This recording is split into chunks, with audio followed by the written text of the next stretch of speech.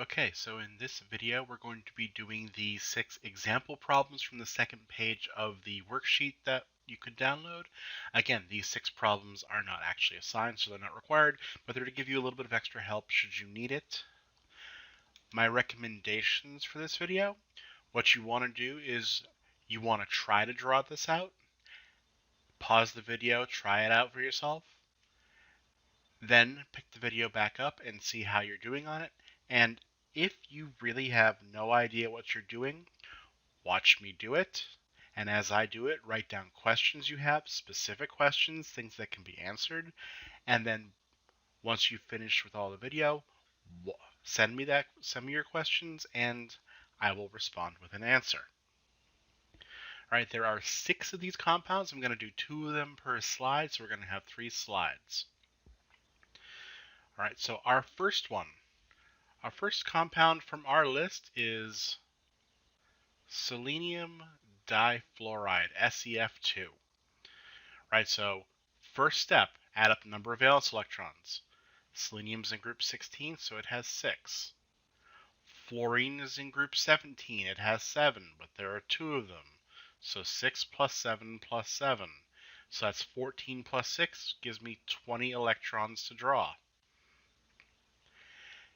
Now I draw my skeleton. Second step. Look at the molecule. The molecule, the way that it's set up, symmetry tells me that I should have selenium in the center with fluorines on the outside. Right, so that's my skeleton. And now I'm going to put in my single pair of dots for my bonds. Right, so that's 20 minus 4 gives me 16. Now I work around the outside. I leave selenium alone until the end. Right, fluorine has 2, it needs 6 more. So 1, 2, 3, 4, 5, 6. And then 1, 2, 3, 4, 5, 6. Again, I'm doing this so that the fluorines have 8 electrons around them, 8 dots. I put 6 around each of them, so that's 12. That leaves me with 4. Now at this point, with 4 left over, I'd put them on the selenium. If I didn't have any left over, I'd start making double bonds.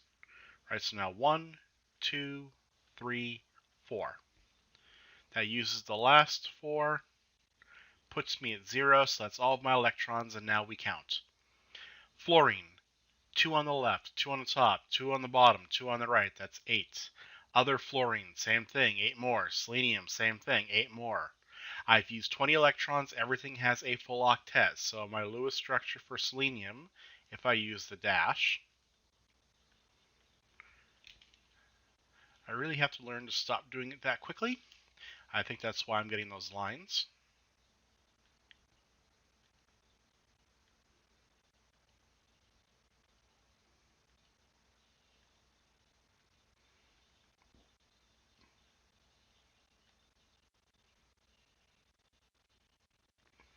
That is SeF2.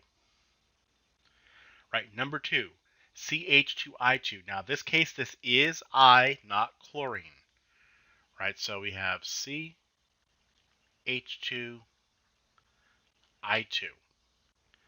Carbon has 4.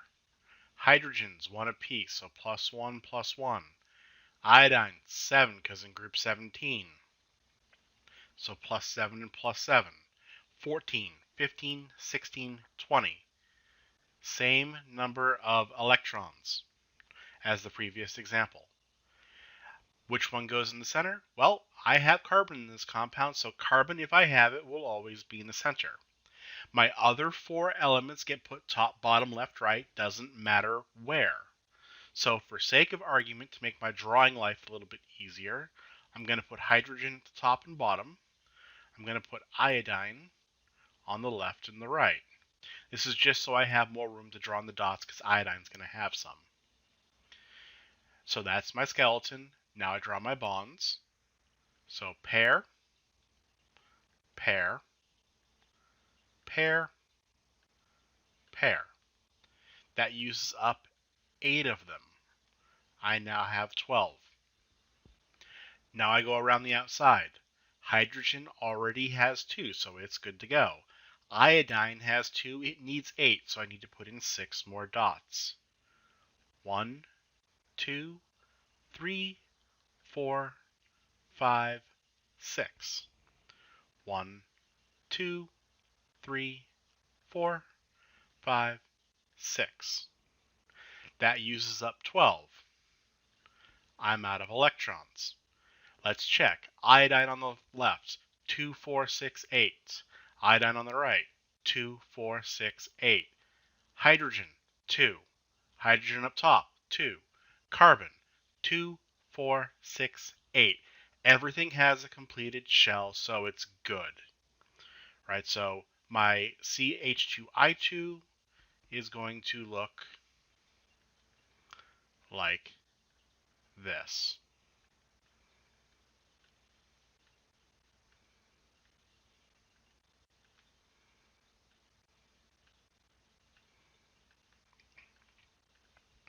Right, so those are the first two. Let's move on. Second two. So now we're going to get into some things that have charges. The third one is SO3, the sulfite ion. And notice how it's SO3 2 minus. Right, so I'm going to add up my again, pause if you want. Try this one out. Okay, first thing we're going to do is add up our valence electrons. Sulfur has 6. Oxygen also has 6, and there are 3 of them, so plus 6, plus 6, plus 6. Now the charge is -2, so I add 2 more. So that gives me a total of 26 electrons. Which one goes in the center? Again, symmetry of this molecule tells us that sulfur is going to be the element in the center. So S there, sulfur, oxygen, oxygen, oxygen. Now I'm going to put in my pairs. 1 pair, 2 bonded pairs, 3 bonded pairs. That uses up 6, which leaves me with 20. Now I'm going to go around the outside. Each of the oxygens has 2. They need 6 more.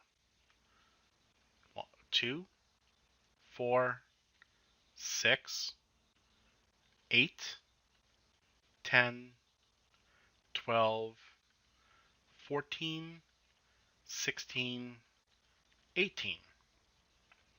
That uses up 18, leaves me with 2. Now, where's the only place these 2 can go? Only place they can go is on the sulfur, right, the center atom. Now I'm down to 0. So this is my dot structure for SO3 2 minus. So if I draw this out,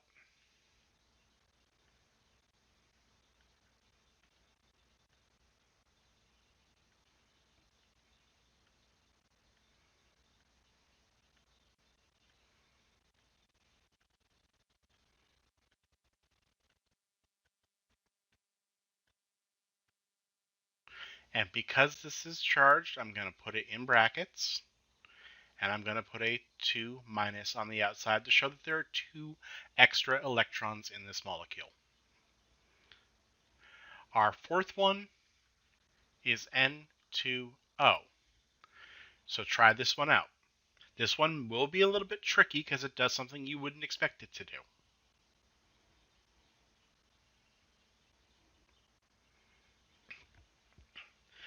Okay, if you are picking this up, you probably get a little bit frustrated with this because this one, like I said, doesn't follow the normal rules.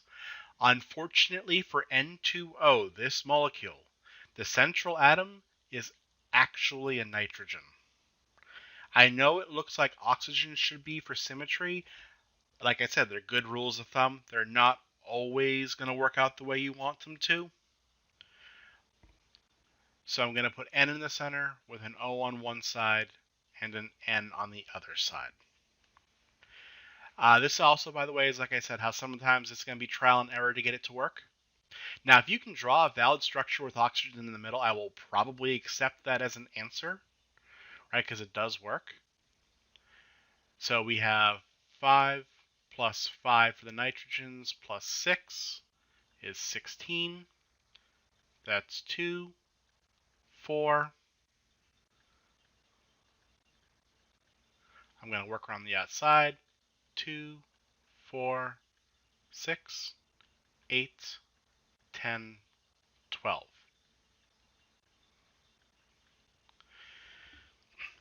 So if we count, N has 8 on the left, O has 8, and the center only has 4. It needs 4 more. Now this is where we're going to get fairly creative because there are a lot of different possible permutations that you can do for this. Right, so here are some possible options, and I'm just going to draw the bonds out. What we're going to have to do is we're going to have to make double bonds or triple bonds here. Right, so some different ways that you can go about doing this is you can double bond both. That shouldn't be an O, that should be an N.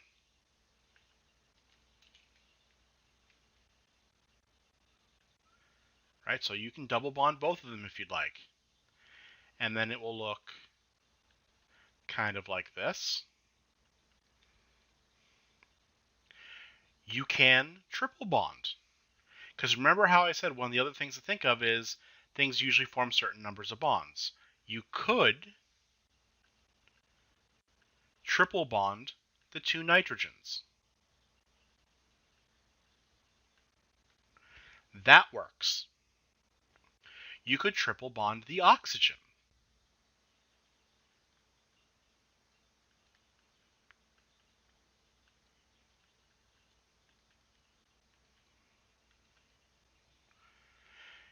If you put O in the center, you could do something like this.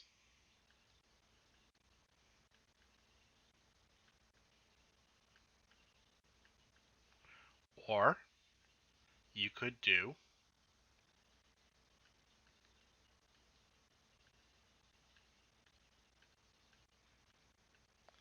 this. Also works. Or we can flip the side on the other end if we wanted to.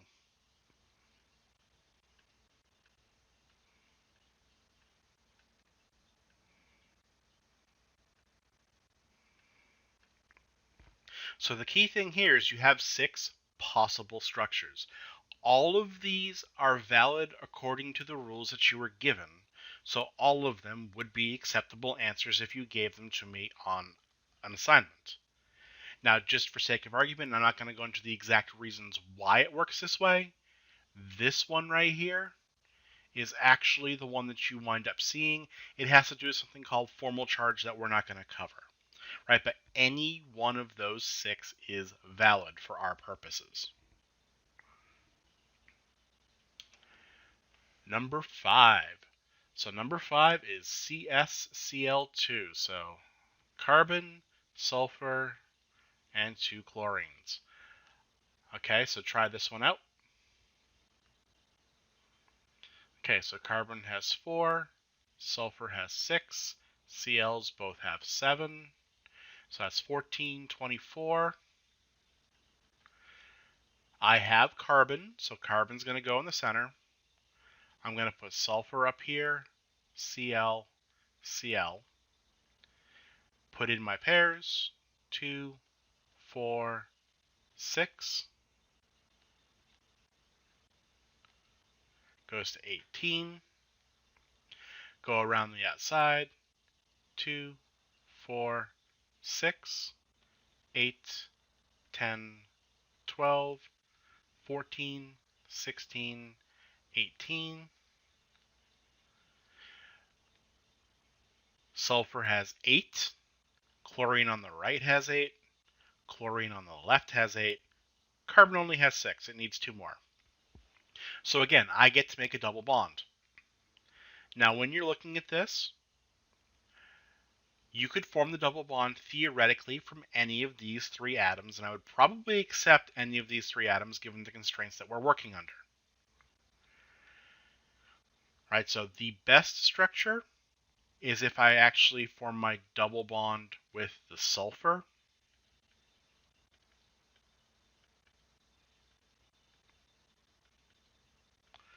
And again, this falls under the same thing of formal charge. If you wanted to do the double bond to a chlorine, for the sake of what we're working with right now, I would also have accepted that. Right, so that also does work. And our last one is phosphate, PO4, 3 minus. Again, try this one out. I promise you this one's a lot easier than the previous couple. Okay, so phosphate. Phosphorus has 5, 4 oxygens at 6 apiece, plus 3 for the charge. So that's 24 plus 8, which is 32. Look at the formula. It demonstrates that P should be in the center. I'm going to put O top, bottom, left, and right. Then I'm going to do 2, 4, 6, 8. Right, so that's my bonds. Leaves me with 24. Now I work around the outside. 2, 4, 6, 8, 10, 12, 14, 16, 18, 20, 22, 24. That's all of them. I check. O on the top has 8. O on the right has 8. O on the bottom has 8. O on the left has 8. Phosphorus has 8. Everything's good. So my Lewis structure for phosphate would look something like this one here. Like I said, the times when it gets hard is when you start having exceptions to the rules, which again is one of those times you have to use guess and check, or when you have things that can form multiple bonds or multiple options for double bonds. But do the best you can. Like I said, you will get a lot of leeway with this. And again, we put the 3 minus on the outside to show that it has 3 extra electrons, right? So hopefully you found this useful. And if you still have any questions, feel free to send them over.